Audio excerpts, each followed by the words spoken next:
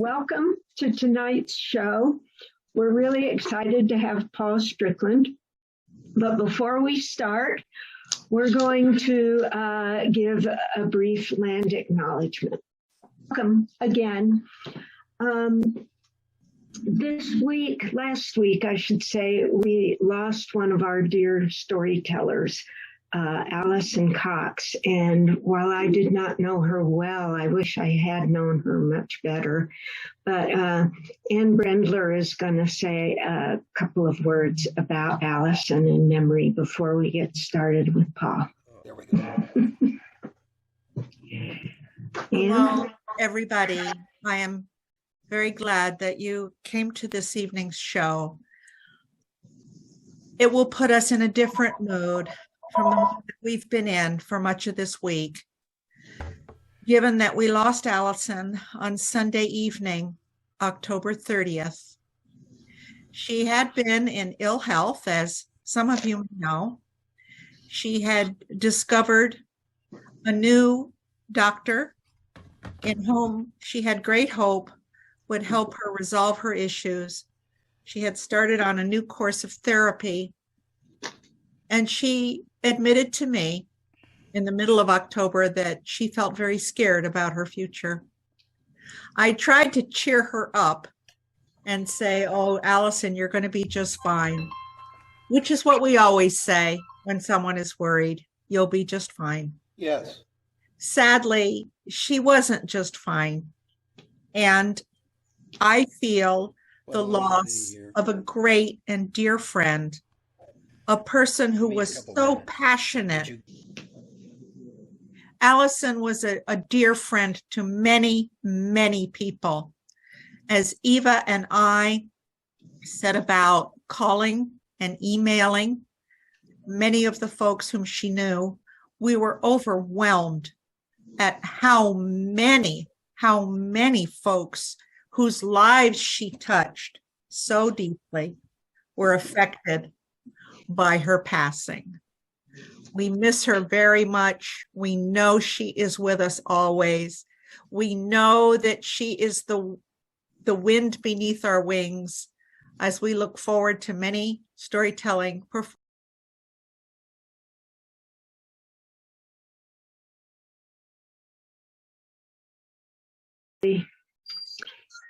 So, on that note, I'm going to introduce Paul Strickland, and please remember he's doing a workshop tomorrow, 10 o'clock Pacific time, if you want to come to that, if you're so inspired after tonight's show. So Paul is a multi-award winning storyteller.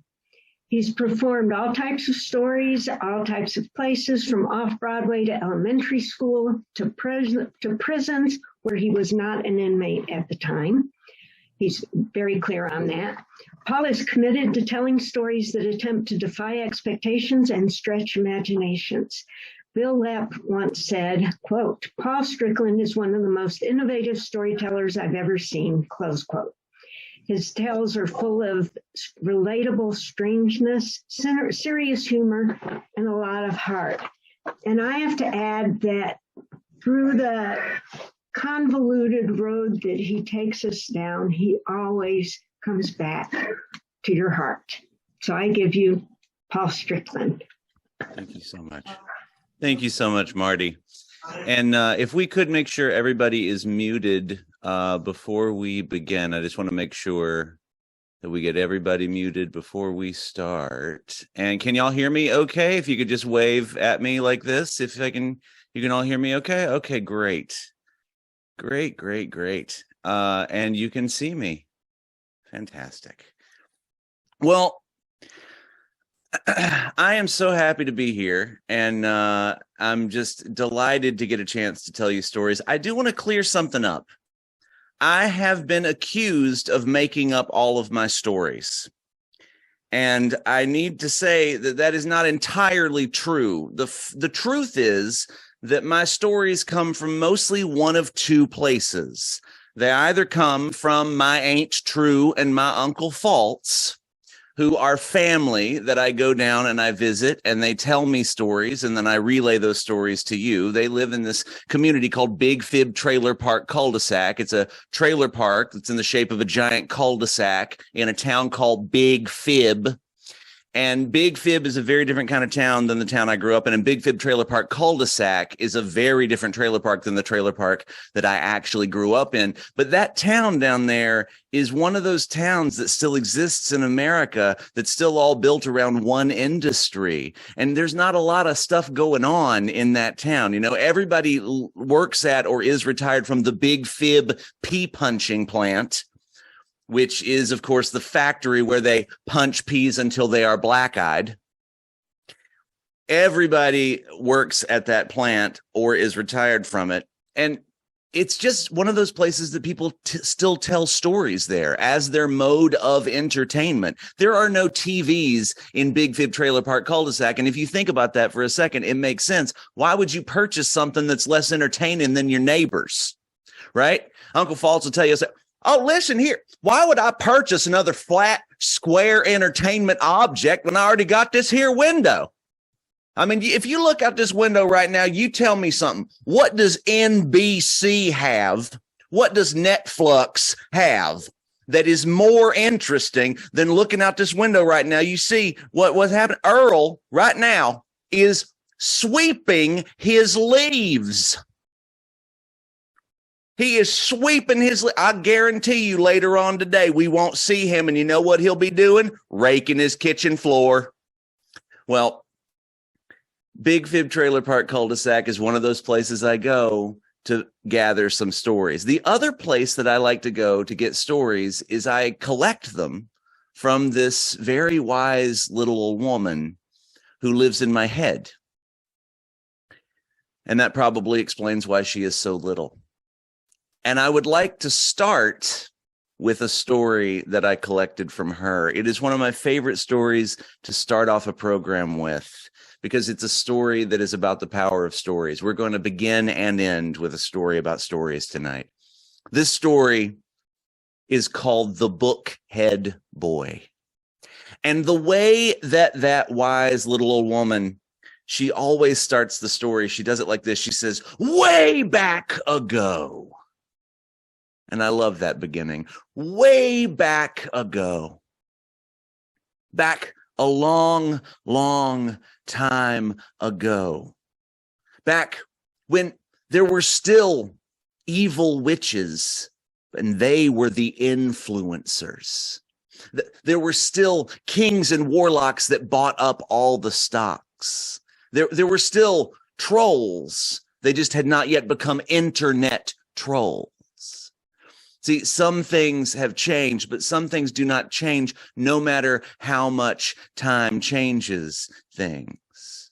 Back in that time, there was not so much all happening at the same time. You understand? So multitasking was not yet a thing. So there could still be just once upon a time. Well, back in that time, it was very common to get yourself turned into a donkey or a fish or something. I mean, it just happened all the time. And according to my reading of fairy tales, 1 in 7 people ended up at some point being cursed, which incidentally is the same percentage of Americans that have bad credit. I mean, I'm not an economist, but I can read fairy tales. My point is that back in that time, if a warlock cursed a rock and threw it at a prince, the prince would dodge out of the way and everybody would be like, yay ever after. But it was only yay ever after for the prince.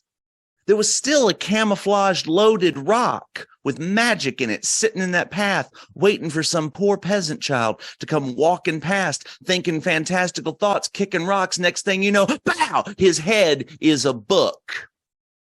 This is the story of the Bookhead Boy. Now, the strangest thing was everybody in that child's village still recognized him. He was just that kid. We all know that kid. Everyone recognized him still with that book for a head as he walked through. He passed all the shops on his way to his house, and the shopkeepers started yelling things out. The blacksmith was the first one who said, "Hey, everybody, Timothy's head's a hardback today." He walked past the haberdasher, and the haberdasher thought, "Wow, I thought I'd made a hat in every size." He walked past the monk, and the monk said, "Well, nothing." But he stared. He really stared. The bookhead boy made it all the way to his home, where, of course, his brother and sister immediately tried to make him sleep on the bookshelf that night. His mother, against his wishes, spit-shined his leather cover and de-dog-eared all of his pages and pulled the bookmark out of his cowlick, which was frankly not helpful, Mom. But his father never once looked up from a different book. See, that's the thing about the bookhead boy's life. Everybody in that child's life could read, but nobody took the time to read him. And that is why that child left. He walked for days and nights, the story goes, days and nights, until he finally came to this old stone well just off the path. And this stone well was peculiar because there was water going all the way across the top of it, completely flat, motionless, and undisturbable water. Do you understand? Undisturbable. If you threw a penny in, there was no splash. If you dipped a bucket in, there was no splosh. It was perfectly undisturbable, flat water. Now, there was nothing wrong with the water itself. It was the well that had been cursed by an apprenticing witch for a final project. She got a B-, but that's a different story. The point is that because that water was flat to the top of that well and perfectly undisturbable, that child could see his reflection and get to know himself page by page by page. And yes, the text was reversed in the reflection, and my goodness, have we not all felt like that about ourselves at some point? The point is that that child was able to learn and reverse every word. And when the last page was turned, the last 3 words that were read were "to be continued." And when those words were read, that book fell off that child's head and splashed into that well being cured from its curse by its own usefulness. And as that book slowly sank down into that well water, that child could see his old new reflection in that rippling water. And what that child saw was the reflection of someone excited to go discover their next story.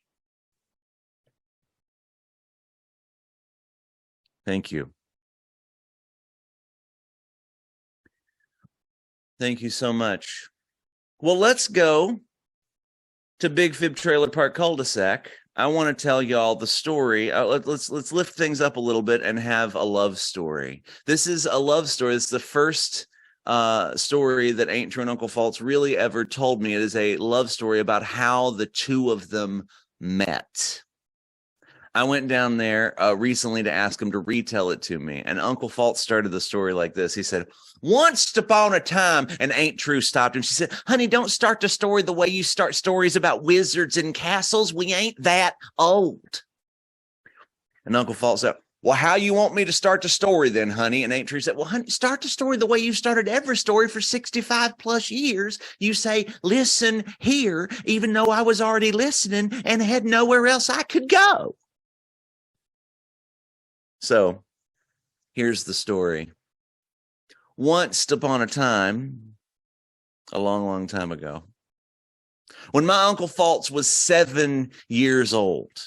When he was 7 years old, his father had a 1949 forest green Plymouth Suburban station wagon. And Uncle False said, "Oh, listen, I thought that car ran half on cuss words because it wouldn't start unless Daddy said a bunch of them." I mean, come to think of it, I bet that's why we always walked to church. Well, the story goes that the summer that Uncle Faltz was 7 years old was also the same summer that Aunt True's family moved into the trailer park. And Aunt True at that time was very interested in math. So she was 5 and 7/8 years old. Uncle Faltz said, oh, listen, first time she told me she's 5 and 7/8 years old, I thought, Lord, wherever they're from, they must measure years in socket wrenches. Well, the summer that Uncle Faltz was 7 and the summer that Aunt True was 5 and 7/8 was also the same summer that Uncle Faltz's daddy found religion and bridled his evil tongue. So that forest green Plymouth Suburban station wagon never moved again. Uncle Faltz said that his daddy pushed the car up onto these 2 metal ramps, the back wheels up onto these 2 metal ramps, to ostensibly get under there and work on the car. But every time he got under there and work on the car, he'd have evil thoughts, have to go ask for forgiveness at church the next morning. And so that car stayed there. And we all know what an all-steel stationary station wagon is to a 7-year-old. It is a castle. Uncle Faltz said, oh, listen, I always called it Castle Cuss-a-Lot. Well, the story goes that the first words my Aunt True ever said to my Uncle Faltz were, what are you doing? Aunt True always stops the story right here to say, oh, honey, some things ain't changed in 65 years. Well, Aunt True was standing there and looking up at Uncle Faltz, 7-year-old Uncle Faltz, standing on top of Castle Cuss-a-Lot with a hubcap in one hand and a broken radio antenna in the other. And Aunt True said, what are you doing? And Uncle Faltz said, I am surveying my kingdom from this turret. How old are ye, new peasant? Then Aunt True said 5 and 7/8. And Uncle Faltz said, and 7/8. And Aunt True said, yeah, it's a fraction. And Uncle Faltz said, fractions? This kingdom does not deal in math sorcery. And Aunt True walked home. Uncle Faltz's favorite fraction has always been ish.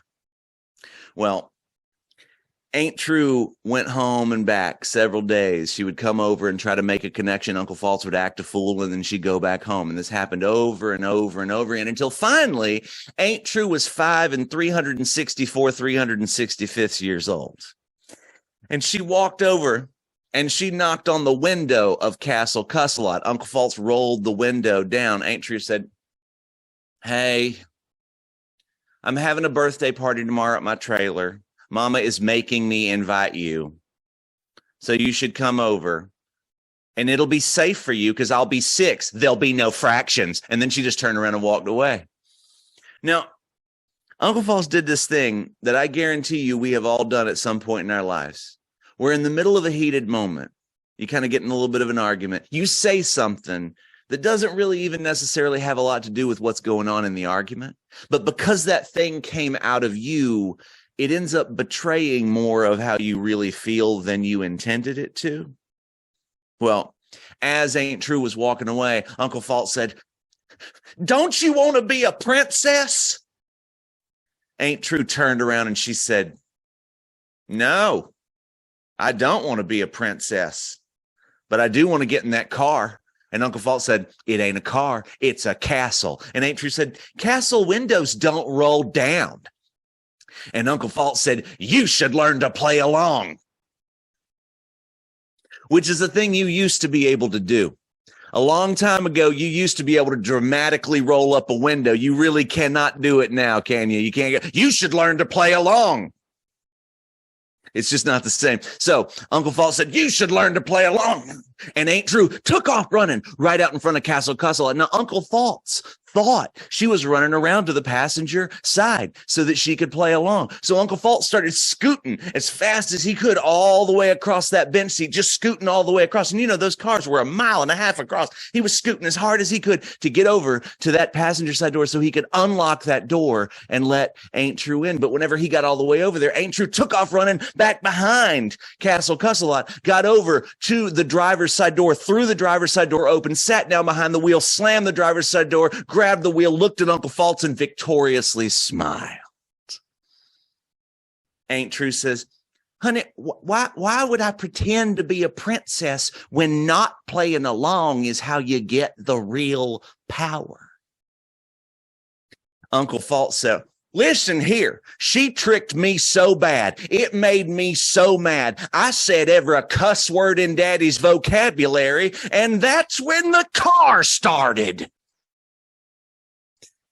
That car starting scared Ain't True so bad, she slipped off of that bench seat. Her right foot slammed into the accelerator pedal and the engine revved really loud. Now listen, the car was in neutral. Everything was going to be fine. You know, it rolled off those two metal ramps into the center of the circle of trailers. It was just, everything was going to be no problem whatsoever. The car was going 2 7/8 miles an hour. There was no problem whatsoever. A bunch of adults saw what happened, jumped up to help. Everything would have been fine if Uncle False's daddy, mid-car chase, had not relapsed and lost his religion. Y'all, he cussed Uncle False so bad that car shifted into drive, spun its wheels, and took off out the trailer park. And luckily, Ain't True had regained her balance and her composure well enough to grab onto that steering wheel, and the entire way out of the trailer park, she was screaming, "Don't let go! Don't let go! Don't let go! Don't let go!" They made it out of the cul-de-sac-shaped trailer park and about 100 yards down the gravel road before the car got out of earshot of Uncle False's daddy's oaths, at which point the car rolled to the side of the road and died. And there, Ain't True and Uncle False sat, having been through the craziest ride. And that's who they still are today. Two people just sitting there, having been through the craziest ride. On the way out of the cul-de-sac-shaped trailer park, on the way out, the only damage that had been done to the car, the right passenger side mirror had smacked into Ain't True's family's brand new mailbox, knocked that mailbox off of its post, bent that passenger side mirror in. So when Ain't True and Uncle False are sitting there in that car, that passenger side mirror was bent in and they could see themselves in that bent in passenger side mirror. And Uncle False always ends the story the exact same way. He always says, listen here, boy, me and you Ain't True sitting in that car. We could see each other in that bent in passenger side mirror. And back in them times, those mirrors did not always say objects in mirror are closer than they appear. But we were.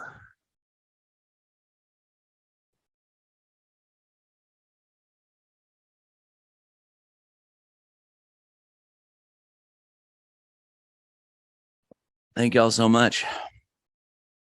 Well, let's do a story that is pretty brand new. I'm excited to share this with you. While I was down there asking Ain't True and Uncle False to retell me some of my favorite of their stories recently, Uncle False wanted to share a few new stories, and that was very exciting for me. Now, for those of you who don't know, Uncle False has a toilet in his living room. There's a toilet in the living room. I said it twice like that because that's what a double take sounds like. And the toilet is in the living room. It's not connected to anything. There's no plumbing. It's just in there because that is the only kind of chair Uncle False has ever been comfortable reading on. See, most of us don't get access to that level of wisdom. Uncle False often likes to sit on the toilet in his living room and he'll read stories. And then sometimes he will sit on that toilet and he will tell you stories, you know. And if you're lucky, he has recently been reading some old folk and fairy tales and he will tell you his version of one of those. And this one was one I'd never heard before from him. This is Uncle False's Rapunzel. Uncle False started the story like this. He said, once upon a time, and I stopped him immediately. I said, Uncle False, why do you say once? And Uncle False said, well, because it's past tense. I mean, if you think about it, once is present tense. Once would be past tense. Future perfect tense would be we'll have once. I am fairly certain that the story of Rapunzel happened sometime before, I don't know, right now. So I think what we're going to go with is once upon a time. Fair enough. Here is Uncle False's Rapunzel. He began the story. Once upon a time, a very long time ago, there was a couple, a man and a woman, who lived in a trailer park. And the woman was pregnant, and she had an insatiable, unbelievable craving for salad greens. Uncle False says, and listen, that ain't even the most unbelievable part of this story. Well, the story goes that this woman had these unbelievable salad green cravings and asked her husband to go find some salad greens. So he left the trailer and he walked outside, and that's when he looked across the chain link fence into the witch's yard. There was a witch that lived right next door, and that witch had used magical powers to grow a garden around her trailer, and she wouldn't share any of the food with anybody else in the trailer park, and she had way too much food there in that garden. Uncle False said, oh, listen, she wasn't snob-ish. She was just plain snob. Well, the story goes that this man decided right then and there he was going to steal a few of these salad greens. So he waited till a little later in the evening, and then he jumped that fence, but he got his pant leg, his jean leg, caught on one of those tongs on the top of the chain link fence, and he went face first down into the turnips. And then he had one leg sticking up behind him like he's doing some kind of torture yoga, and that alerted the witch. And the witch came out and asked him what he was doing. And he said, I'm so sorry. I just need these salad greens for my wife. Well, you may have the salad greens, but when the child is born, the child shall be mine. And the man agreed to this. The man agreed to this, I guess, out of fear. Uncle False said, listen, if the story ended here, I think the moral of this story would have to be learn how to negotiate.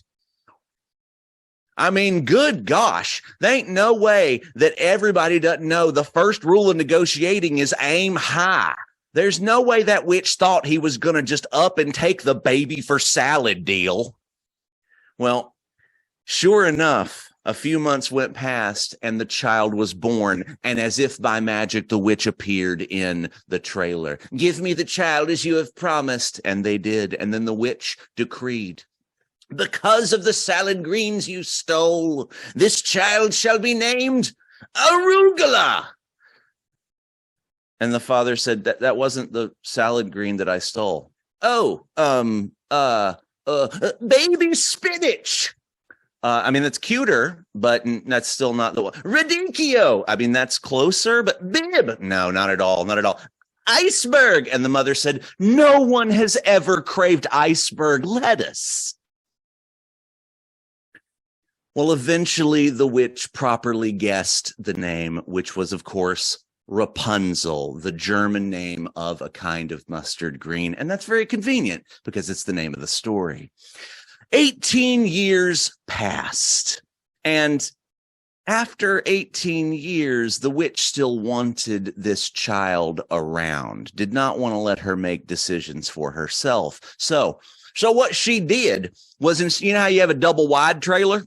Well, she made a double tall trailer. She used her magic, and she had a trailer up on one end, on like going tall, and then she put another trailer on top of that. It was a double tall trailer tower, and she locked Rapunzel up into the top of that double tall trailer tower. And Rapunzel had very long, very strong hair. So the way the witch would get up to visit Rapunzel locked in the top of this double tall trailer tower, she would say, Rapunzel, Rapunzel, let down your hair. And the child would, and the witch would climb up and climb back down again and go on her way. Well, one day a prince was wandering by, and as he was walking past the trailer park, he heard the most amazing singing. But he couldn't figure out where it was coming from in the trailer park. He probably should have just guessed it was from the top of the double tall trailer tower. but he decided to sit back and wait and watch and listen. Those are some good qualities in a person, ain't they? He sat back and he watched and he waited and he listened. And then the witch came over. Rapunzel, Rapunzel, let down your hair. And Rapunzel did. The witch climbed up, visited for a while, climbed back down and went on her way. And the prince decided right then and there how he was going to do it. Rapunzel, Rapunzel. This is how princes sound. They sound like this. Rapunzel, Rapunzel, let down your hair. And Rapunzel did. And the prince climbed up there and they met. And it was love at first sight, which is good because this is only a 12-minute story. And they visited several times over and over and over again. And at some point, the prince brought a priest and they were married because it's easier to put a plot point here than it is to explain something later. And many times they visited until one day the witch saw the prince climbing down Rapunzel's hair. And she waited for him to go away. And she walked up to the double tall trailer tower. Rapunzel, Rapunzel. And she climbed up and then she cut off Rapunzel's hair. Now, see, at this point, I think we have to deal with a very important problem in this story. Rapunzel could not climb down her own hair. It's an extremely important point about this story, and it's exceptionally human. Isn't it so often the case that the amazing gifts we have that we use to help other people, we have so much trouble using those same gifts to help ourselves? Rapunzel could not find a way to climb down her own hair. So when that witch cut off her hair and then tied it to the windowsill, I reckon probably Rapunzel was like, why did I not think of that? Well, the witch made Rapunzel climb all the way down her own hair. Talk about adding insult to injury. And she banished Rapunzel to a secret forest.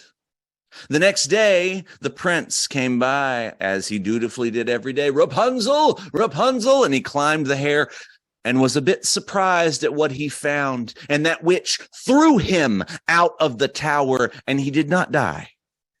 But he did poke both of his eyes out on that same chain link fence that his father-in-law had gotten his gene leg caught in. And if the story ended here, the moral would have to be, you have more in common with your father-in-law than you think. Well, Rapunzel was now in this secret forest, and she was pregnant.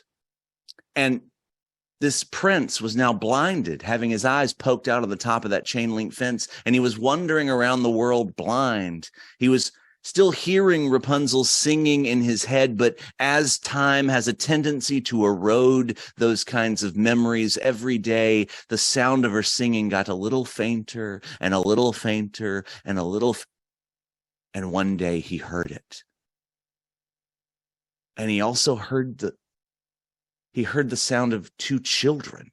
And then he felt Rapunzel grab him by the shoulders, and she was weeping openly at finding her husband, and she wept into his eyes, which the story says cured his blindness, because in some stories, love can literally heal.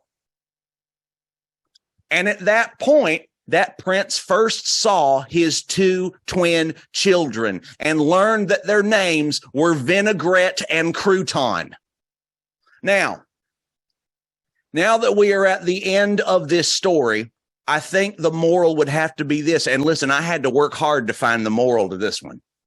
But the moral of this story is some people have a rough start in life. Listen, Rapunzel, but before that child was born, her value was valued at the same value as salad greens. And then she was locked in the top of a double tall trailer tower, not allowed to make any decisions while she was 18 years old. And then she was banished to a forest while pregnant and had a bad haircut. If you ask me, that is a rough start, and not one of them things was her fault. A lot of times when people have a rough start, it ain't their fault.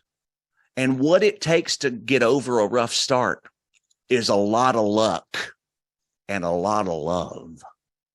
And luckily, because of all that luck and love, Rapunzel and the prince and Vinaigrette and Crouton were able to live happily ever aftered, past tense.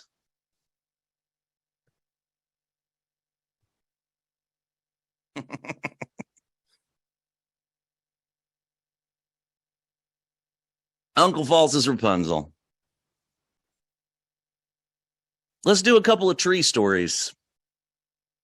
Switch gears a little bit here. I love doing these stories. I'm not even sure that they're necessarily stories, you know? Sometimes you tell a story for a decade and you still aren't quite sure what it is that is tugging at you. And this is one of those. I've been telling this story for a very long time now, and I still don't know why I'm so compelled by it. And maybe it's not even a story. Maybe it's a word portrait. I don't know. But I hope you enjoy it as much as I love telling it. It is called Two Trees. There's this place. It's like a meadow. And there are two types of trees there. Now, I don't know how to tell those trees apart other than their sap. See, in the middle of the fall, one of those types of trees starts seeping itself a sap load. You understand? It fluids itself a jacket of clammy juices the moment it lets loose of its leaves. It's as if it's trying to compensate for all the leaves that it lost with all that sap. And it succeeds. Because just before winter, which is when the early birds fly over, they stop on that particular type of tree for a layover. And they beak up that sap like it's a dessert. And something in that sap, some enzyme, causes those birds to molt and molt and molt and then grow new feathers and fly away, which means that sticky, sappy tree is now left there, feathered all over. It is an amazing thing to see 30 or more trees in bird drag. Listen, what's even more amazing is when the wind blows, if you put your ear to your shoulder, it looks less like the trees are swaying and more like the landscape is trying and failing to fly away. Now, the other type of tree, it doesn't even seep. So the birds don't even bother. It never once sees the perch of a predator, and that's why it has so many other types of wings. Butterflies, bright green in that part of the country, resting on all the twigs and the limbs that would otherwise be completely bald. So in this meadow, there are these two types of trees at the same time. These wintry, feathery-looking trees and these bright green, summery trees. Two seasons at the same time somehow seems seasonless. Standing beneath those two trees at the same time somehow feels timeless. And if you don't look real closely into those butterfly trees, at those butterfly wings opening and closing slowly as a folder, it's really easy to deceive yourself into believing butterfly wings are just leaves applauding themselves for staying alive. But if those butterflies were still in those trees when the not so early birds fly ominously over, those butterflies would all get unceremoniously eaten. And that is why villagers in that place, they have an annual event, and they all get together as a community and gather baskets full of crab apples. And they throw those crab apples up into those butterfly trees, and those trees explode into a flutter for a few fleeting seconds. Y'all, it looks like green fireworks falling up. And yeah, for weeks after that, those trees look like dead bone fingers pointing in every direction. But here's the important thing. If you pointed out one of those weird empty limbs to a villager, if you pointed out one of those empty limbs to a villager, all that they will see in their mind are millions of living, fluttering butterflies.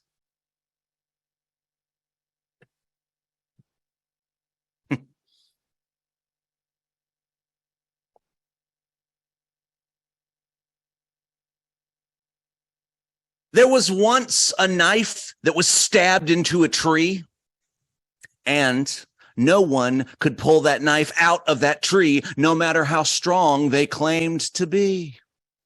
Now, the story goes that there was this village many generations ago that had a witch, and this was a good witch, a witch that used her spells to cast positive things on everything in the village. But what happened was that particular village found out she was a witch, and they didn't care what kind of witch. They didn't ask what she was doing with her powers. They just heard the word witch, panicked, and banished her from the village. So on the way out of the village, that witch cursed a knife and stabbed a tree, and nobody could pull that knife out of that tree, no matter how strong they claimed to be. Now, that tree was very, very important to this village. Very important. That tree made the most delicious apples. And that village made most of its money by tourism, by selling apple pies.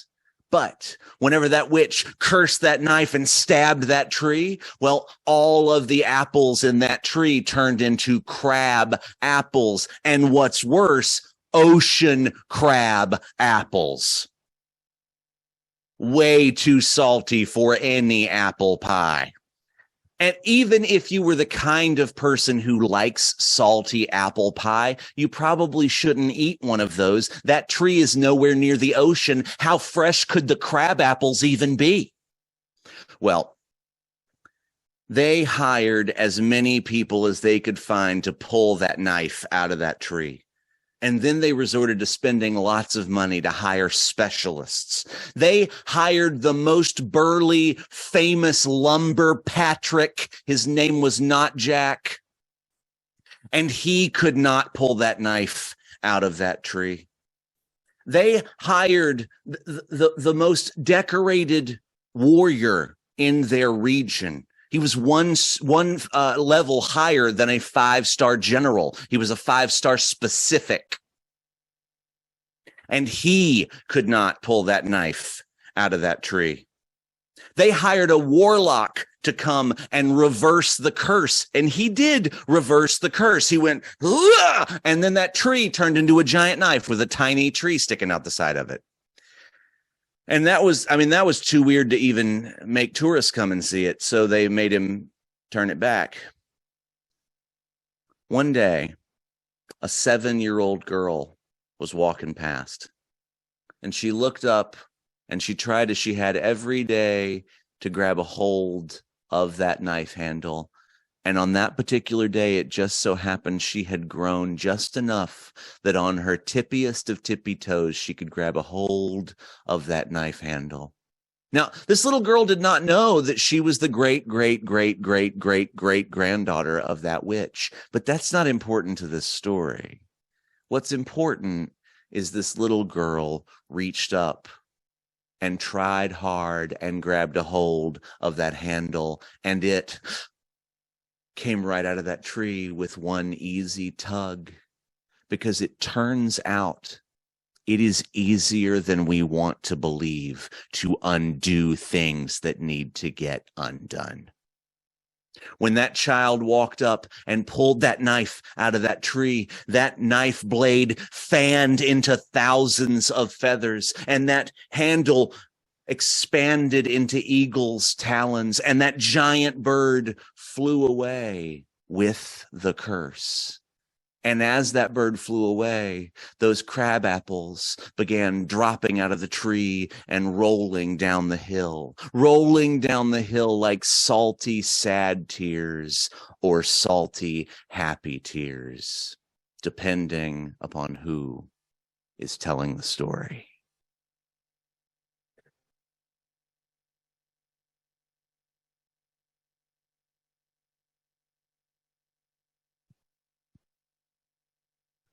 Well, you know what? I think I have about 20 minutes left, and I'm trying to decide what I want to tell. And I think I want to tell one that is also a little new. Ann and Norm might have heard a version of this a long time ago, but I think I want to try this, and I think it is apt. So we're going to do it. It is a story about my great grandmother, as opposed to the three less remarkable ones. In fact, my great grandmother and the three less remarkable ones, they all died before the day of my birth. So it was an excused absence. But the point is that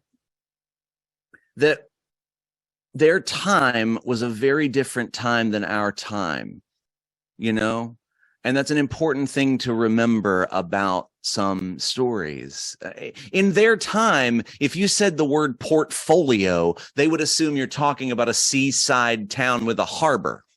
Portfolio. If you said internet back then, they would assume you're talking about what fish do in portfolio. So this story happened once upon her time. And the story begins like this. Once upon her time, my great grandmother lived in a town that was hundreds of miles north of anywhere reasonable, called Portfolio. And Portfolio was the kind of place that was so cold that the ocean froze for about half of the year. And my great grandmother had this incredible skill, this incredible ability to find whale song frozen in the ice. She would swathe herself in layers of fur and head out to do this. What would happen is whales would swim through the water and they would sing their whale song. And if that whale song was in the water, when it froze into ice, it would be captured in that ice. The whale song would be captured in that ice like it was the world's coolest recording. And my great grandmother, swathed in this leather and fur, would trudge out onto that ocean ice, and then she would chop the ice up into chunks in an area where she thought maybe there was whale song to mine. She would take that ice and put it in her pack and head back toward home to test it to make sure it contained whale song. Now, how do you test ice for whale song? Well, the way she would do it is she had a stethoscope. And she would take the round end at the end and she would heat it over a candle flame, and she would touch it ever so gently to a piece of ice, which would in fact melt it some. But like life, in order to find out something's worth anything at all, you often have to be willing to lose a little to find out. So she would touch this stethoscope to this ice, and the moment she would hear those bellowed tones, she would take that ice and shove it down into a bucket of snow to keep it from melting anymore. Now, what were the uses of whale song ice? Well, there were some common uses. Back in that time, rich folk had bathrooms attached to their house. Most people still had their bathrooms detached from their house. But if a rich person was having like a dinner party at their home, the problem was that soundproofing had not yet been invented. So often whale song ice was used to, let's say, fashionably drown out some sounds. Another thing that was common is that there would be fads surrounding tea drinks. A hot tea drink, they would give you a cube of whale song ice to toss in there. But those fads never lasted very long because it reminded too many people of their bathrooms. Another thing was that my great-grandmother would often do this sort of psychic act for tourists when they came to Portfolio. She would take a sliver of whale song ice and she would place it on their palm and then dramatically listen to the sound that it made. And then she would say something like, "It says always burn incense as opposed to nonsense." And that got her a couple of dollars over the summers. But the main use of whale song ice was when someone was on their deathbed. Villagers in that place, this was a very important ritual to them.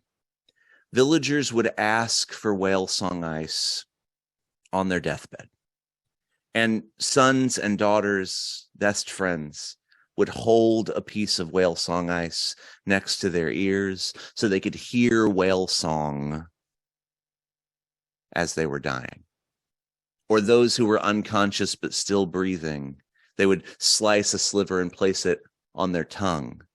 And whale song would fill their heads, and they would smile as that sound underscored their final breath.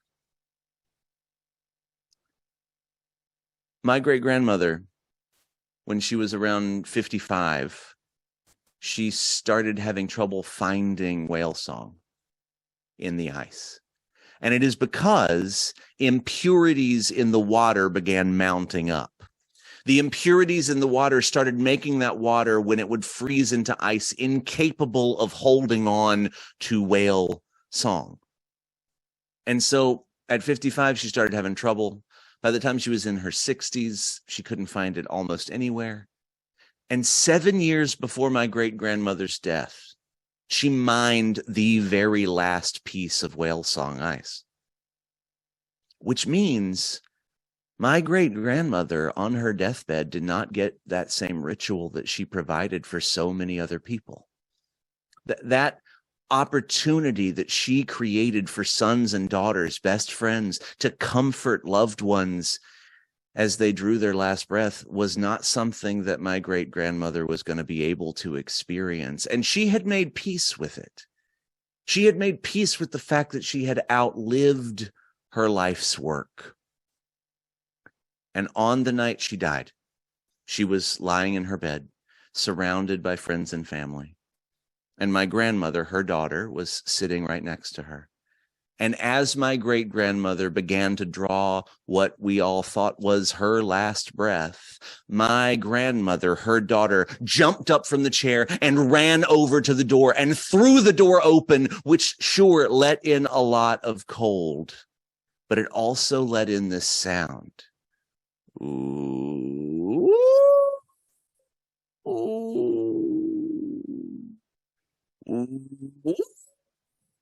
Ooh.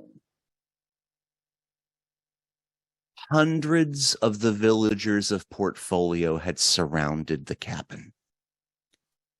And in that moment knew that when the door was opened, they were to do their best to make the sound of whale song for my great-grandmother. And sure, it didn't sound anything like whale song. But for hundreds of reasons, it was even better.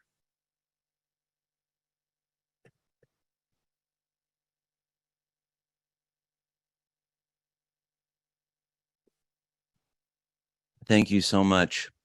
Looks like we have just about 10 or so minutes left, and I think this is the time to do this story. This is probably my favorite story to end a concert like this on when I get the chance to do it. We started out with a story about the power of stories. Let's do my favorite story about the power of stories. This is a story that comes from my Ain't True, and it is called The Oneabouts. I went down there to Big Fib Trailer Park cul-de-sac when I was in my mid-20s one time. And so this was now, nearly 20 years ago now. And I was down there, and on the third night that I was down there, I got just bored. I just got bored because Here's something that you know about Big Fib that you don't know that you know. By the way, you know there are things like that in life, right? Things that you know that you don't know that you know. And then once you know them, you knew that you knew them the whole time, but at the time you were not aware that you knew them. Well, this is one of those things that you know, but you don't know that you know it until right now. Big Fib, not known for its nightlife. See, not one of you were surprised. It's a thing you already knew. And at 25 years old, I was bored out of my mind. I said to Ain't True, I said, hey, is there something a fella could do on an evening around here? And Ain't True said, oh, yeah, honey, you could walk around the trailer park and see how many of the neighbors have motion sensor lights. 4. But when I got back from the evening's activity, Uncle Faltz was standing there waiting on me. He said, hey, boy, listen here. You Ain't True and I was just talking, thought it was time for you to learn about the one-abouts. But they are in the shed under a box of my can change and my collection of back scratchers. We're going to get to the can change in a minute. I said, Uncle Faltz, you have a collection of back scratchers. He said, yeah, boy, about 200 or so. You know, it's less heavy to move than it is awkward. Ain't True said, is it more awkward to move them or that you still have them? Uncle Faltz said, listen here, Paul, this is what happened. I was searching for the best, the greatest back scratcher. Nay, the Moby Dick of back scratchers. And every time I'd go out, I'd try to find one, you know, and there's, what are they, 25 cents or something. So I'd buy one, I'd bring it home, I'd try it out. It wouldn't work out. And you know how I am. I'd leave it around the trailer and you Ain't True didn't like it. Well, honey, you know how I am. I can't sleep sometimes. So I like to walk around for my circulation when I can't sleep. And whenever you are insomniac and walking around your trailer, you know what you don't want to see whenever you're half awake? 13 dozen little hands.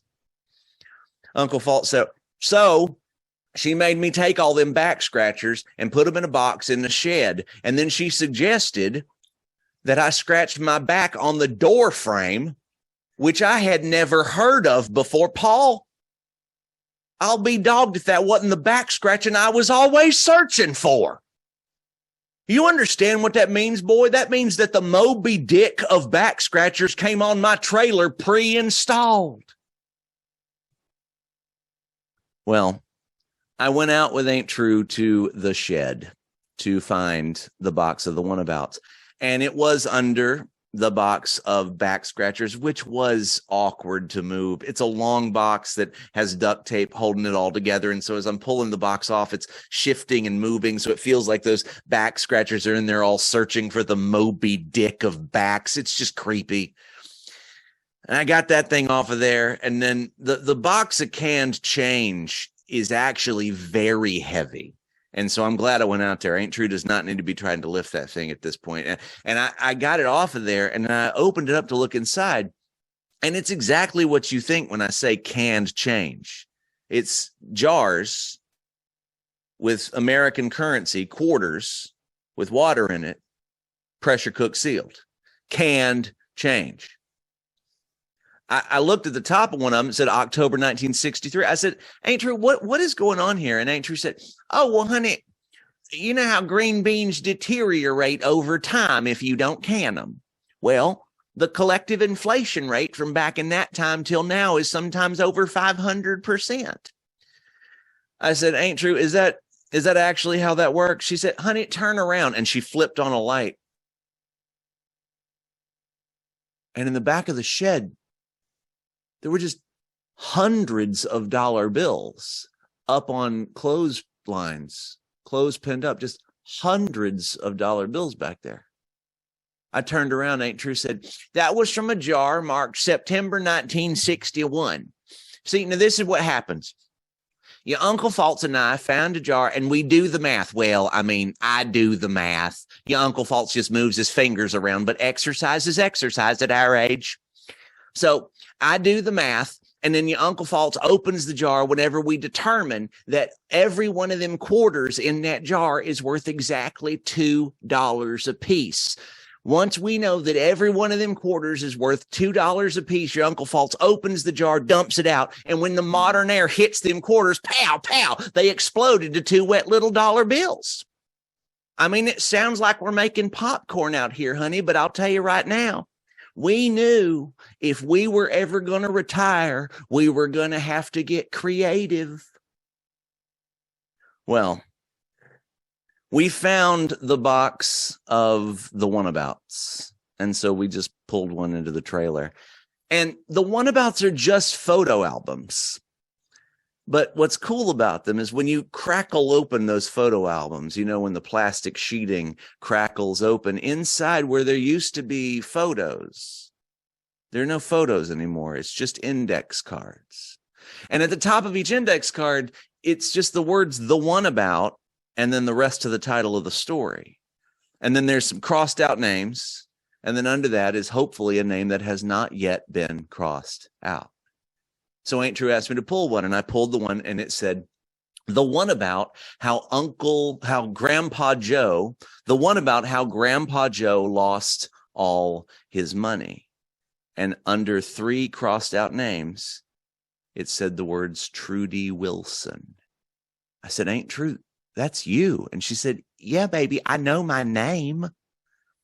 And then she just started into the story. She said, in order to know something about the Wannabouts, you need to know about the city of Whelm. Now, y'all know about the city of Whelm, right? The city of Whelm is the most recent organically formed city in the United States. Do you not? Okay. So the city of Whelm is the most recent organically formed city in the United States. Franklin Delano Roosevelt's New Deal. There was construction booming everywhere, and there was this one construction crew who was building a road to ostensibly a place someone would want to go. And the foreman of this construction crew was the kind of fellow that refused to ask for directions and refused to look at a map. Just both of those things, would not ask for directions and would not look at a map. And so he ended up guiding this construction crew 28 miles off course before he admitted he had no idea where they were, at which point the crew mutinied and murdered him. History is not always nice. It was a good crew, safety first. They buried him in a shallow grave right at the point where the road ceased to exist. And because they were a safety-minded crew, they put up a sign there that simply said, dead end. To this day, historians argue over whether or not irony was intended. But the point is that with this road going 28 miles off course, station wagons full of families were accidentally following this unintended nameless road to nowhere. They were just station wagons full of families just kept taking this unintended nameless road to nowhere till they got all the way to that dead end sign, realized they don't have enough gas to get back, at which point they just had to sadly build a house. And that is how the city of Whelm was formed. And Whelm was immediately successful due to this situation. Almost instantly, suburbs had to be cropped up. I mean, north of Whelm was Overwhelm, and south of Whelm was Underwhelm, and west of Whelm was Not a Pun. It was an amazingly successful, quick thing. And Ain't True's Grandpa Joe and Grandma Inez and their 10-year-old boy who would grow up to be Ain't True's daddy, they showed up at this unintended nameless road to nowhere. Now, they had a map. But they were feeling kind of desperate and hopeless at that time, like a lot of families were back then. They had a map, but they were feeling desperate and hopeless. And when you have a map that looks desperate and hopeless, a road that ain't on that map feels like a good idea. So they took that unintended nameless road to nowhere, and they got to Whelm, where they tried to find a home that was just large enough for the 3 of them. And that is, of course, when Grandma Inez announced she was pregnant. And Ain't True says, oh, and honey, she was pregnant with twins. So they went right on and moved up into Overwhelm. Now, as was the case back then, everybody in the family worked multiple jobs to try to make ends meet. I mean, mother, father, and 10-year-old boy were all working multiple jobs. And on Friday nights, the family would sit around the dinner table and they would roll artisanal prank relighting birthday candles. and sell them at the markets on Saturdays. They would just sit around and roll these artisanal, handmade DIY prank relighting birthday candles, and you never know what's going to take off. Those prank relighting birthday candles were an instant hit. I mean, people started buying them up immediately. People started ordering them from faraway places. They couldn't keep them in stock, to the degree that Grandpa Joe was able to get a bunch of investors together. And they actually built a small factory in Nottapun. And within a year, the family was out of debt. And within 2 years, the family was financially stable. A thing that almost no families were at that time. Things were going really well until Ain't True says, "Oh, baby, one September night, that candle factory in Nottapun caught fire. And the fire department put it out, but it just relit. And they put it out again, and it just relit. And they put it out again, and it just relit. I mean, you got to give it to Grandpa Joe. Them candles were good." Yes, sure. I mean, back in that time, insurance was not required for small businesses, so they lost everything. Ain't True says, "Oh, I mean, if that candle factory had burnt down like that now, we'd have been able to collect the insurance money at least 3 times. Who knows what would have happened had that candle factory not burnt down? Maybe I'd have some money. Who knows? The point is, what Ain't True knows. Oh, baby, I'm just glad that you're here, Paul. I'm glad that you're here with me and your Uncle Faltz to share the one-abouts. I don't care that we've had to get so creative to retire. It's about the stories, young'un. The stories. I mean, that's the thing about stories. When the light of a story goes out in one person, it relights in another, doesn't it? And just like them quarters we were talking about earlier, stories are so much more valuable years from now than they are today. So I want you to take that one about in your hand, Paul, and under those 3 crossed out names of my granddaddy and my grandmama and my daddy, I want you to write your name under my name so that you can share it with other people too. But honey, please don't cross out my name just yet. I really hope I get to tell this story a few more times.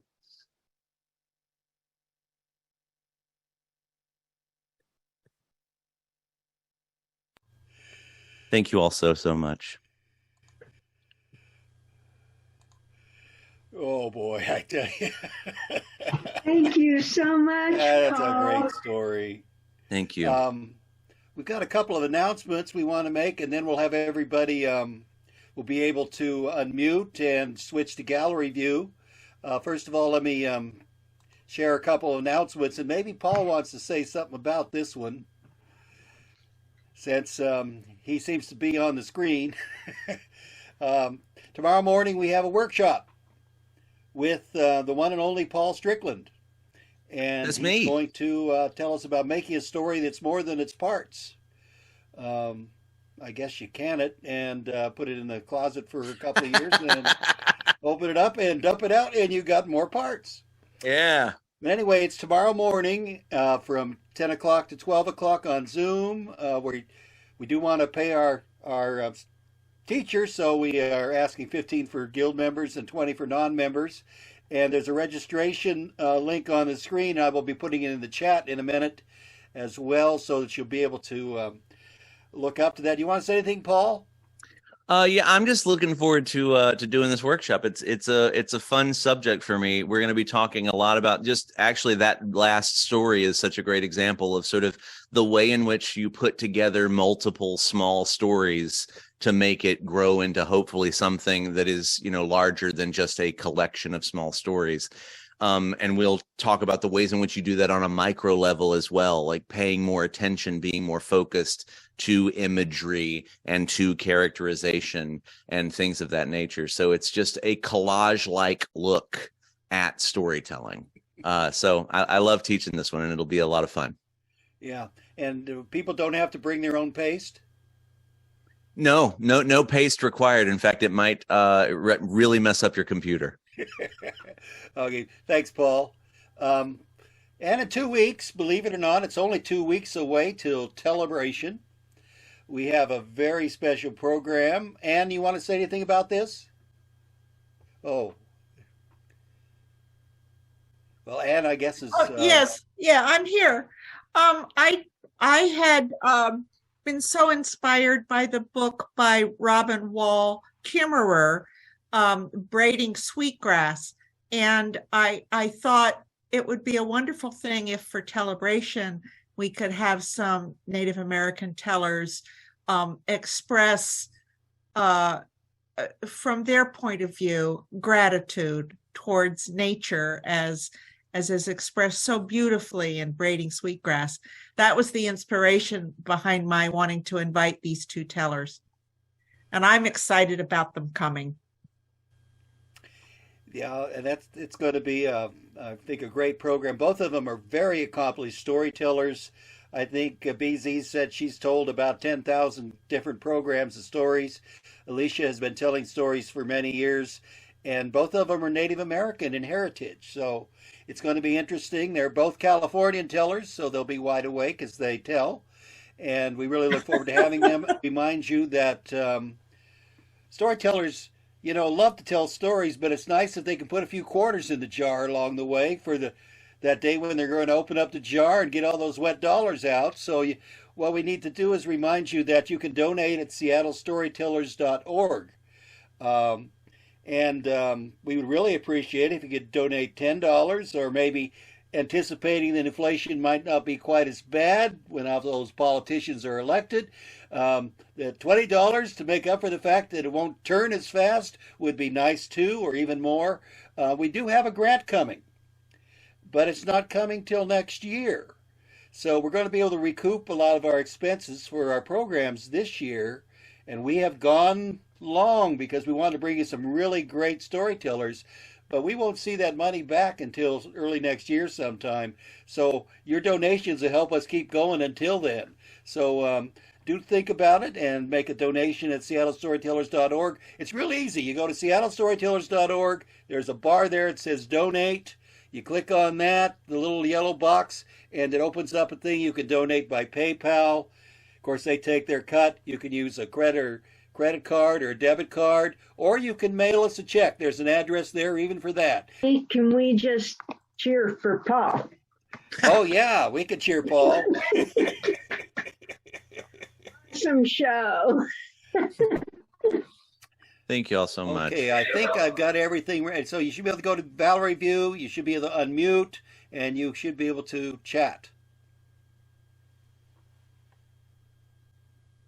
And I don't have to talk.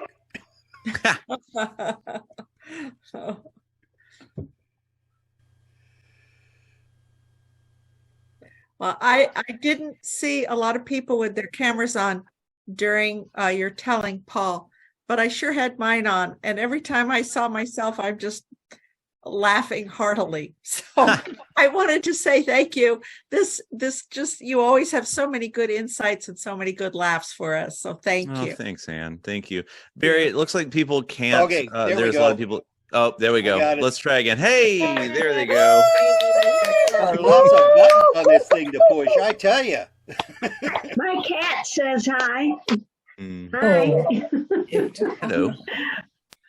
Paul, that Rapunzel was really good. Thank you. Thanks. I That is a enjoyed brand that. spanking new one. Wow. Oh, it was shiny.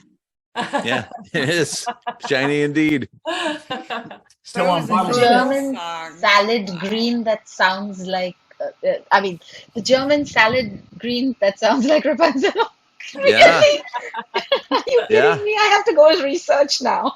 Go look. Yeah, that's one of the very few true things that I said tonight. Yeah. It really is. Yeah. Wow. I was going to look it up too, Preeti. No, Rapunzel. In the original. So if you read, I don't know whatever. I mean, it depends on probably which edition you read or whatever. But one of the Grimm's actually tales like states explicitly that the child was named after the salad green that was stolen. And the German name of this like mustard green is Rapunzel. And that's when immediately my first thought was, well, the twins at the end are named Vinaigrette and Crouton, and now we've got a story. Yeah.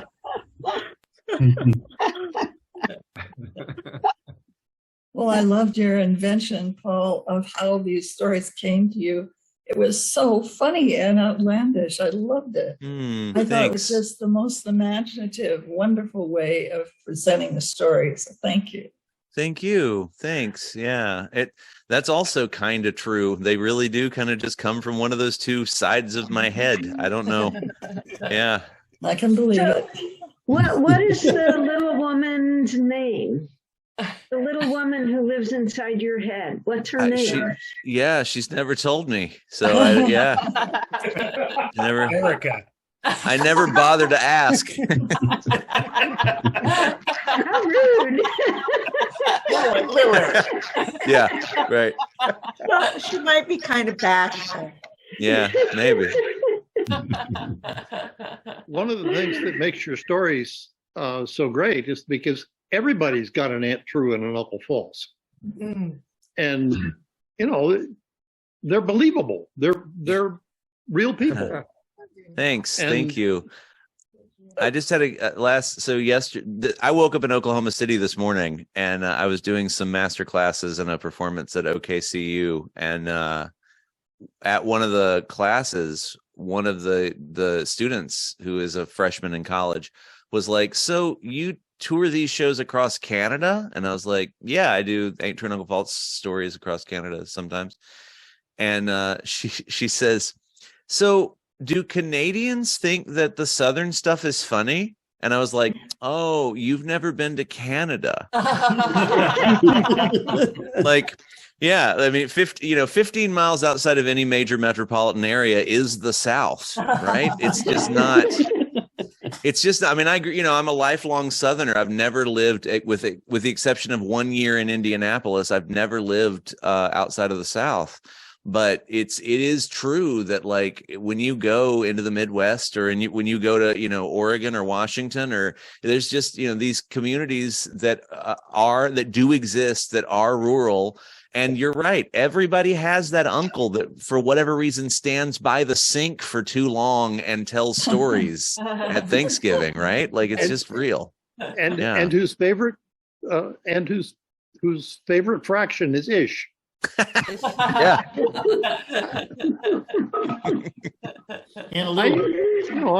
I confess that could be me.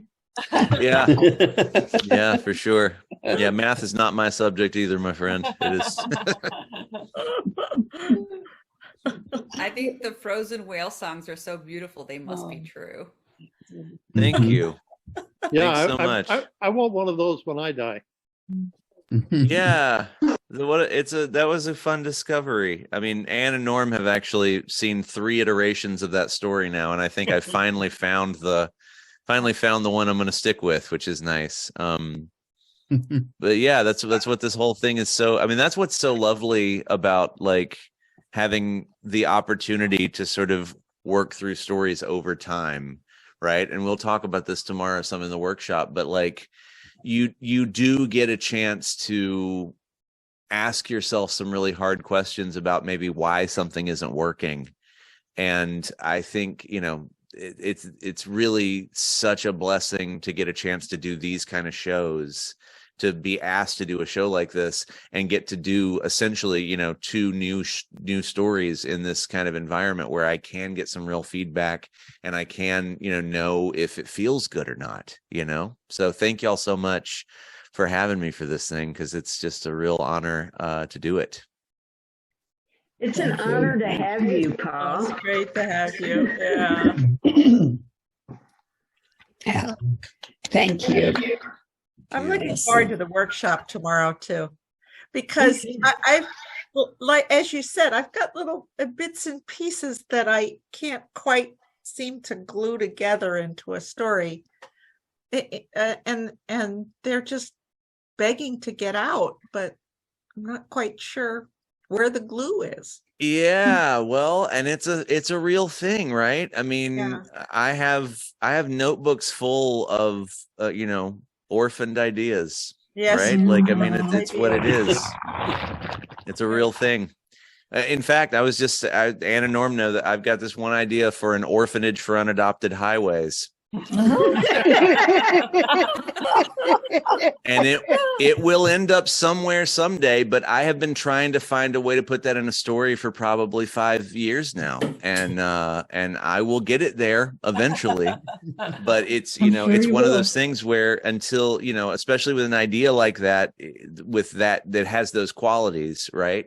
You can't just sort of stick it in a story without it meaning something. It has to be more than just sticking out there, So yeah, we'll talk about that some tomorrow, Ann, because I'm super interested in and we might, depending on who is there and what the workshop sort of necessitates for the participants, we might try to keep the first section down to an hour so we can just like spitball ways to kind of put some micro stories together with everybody. Because I think that could be just as beneficial as anything else. Yeah. Should we come with a story we're working on or ideas or nothing? I mean, come with, if you have some ideas like that you're talking about, like, oh, I have these 2 ideas and it feels like both of those ideas together might make a story. Then certainly like have those ready. We're not going to have time, unfortunately, with just 2 hours to sort of have any telling whatsoever. I mean, I'm not going to tell a story either. I think that probably the way it will work is the first hour will really sort of talk theoretically about really the nuts and bolts of what we're talking about here. And then the second hour will do a lot more sort of practical work in terms of just trying to take some volunteer participants and talk about, the ways in which we can piece together bits and pieces of things to make a story. Here's the truth, right? If you would have told me 10 years ago that I would have a story that involved shape-shifting quarters into dollar bills and back scratchers and motion sensor lights, I would have told you you're crazy. You know what I mean? But the thing is, it just like that, it is sort of the way in which a lot of stories have developed for me, is being able to sort of find those ways to put the ideas on the canvas and then figure out what those ideas, how those ideas are in conversation with themselves. And, and that's sort of what the editing process is. So yeah, we'll talk about it all tomorrow. Cool. Is that workshop going to be recorded? I don't know, Barry. I won't just post it up for people to watch. You'll have to make a communication to Ann or someone, and then we will send you the link. It'll probably be a couple days before it'll be available, but if you connect with us with the appropriate little bits of quarters and the like for our jar, we will gladly send you the link to the workshop as well. And if you sign up for the workshop and you actually sent us some quarters already and you can't be there, don't worry, you'll get a link to the workshop too, because everybody that comes gets a link to the workshop as soon as it's available as well. Perfect. Thank you so much. Thank you. And I'm going to email you the link for the workshop momentarily, and so you'll have it, because you don't want to have to wait till I send you the follow-up email. I'm just going to send it right away as soon as we're done here. Great. Thank you. Thank you. Cool. And thank you. That's such a big relief for me, because I don't have to stay until 1 a.m. I will record and enjoy it. Yeah. Thanks so much for being here, Pretty. It's great to see you. Pleasure. Yeah. I usually have trouble with the links, but now that I can do credit card payment. Pretty, tell people where you're at. Oh, I'm in Singapore right now, and probably moving to Australia in the next 3 months. I'm sorry, Pretty, where are you right now? I'm in Singapore. Oh, Singapore. Oh my. And what time is it there? It's a lovely time. It's 11:30 in the morning, in the day, a.m. Oh boy. Meanwhile, it's 11:30 at night where Paul is, right? Yes. It is. It is. Let's sing him a lullaby. Thank you. Thank you, Yeah. Paul. Thank Thank you. We see Thank you. Rudy a lot of times in feast night. days. Thank you. See you Paul. tomorrow. That's awesome. So there's good news for Paul. It's that tomorrow night he gets to set his clock back an hour and get an extra night of sleep after Yay. all this is over. No, Will be good. he loses Hey. an hour. Loses Yes. an hour.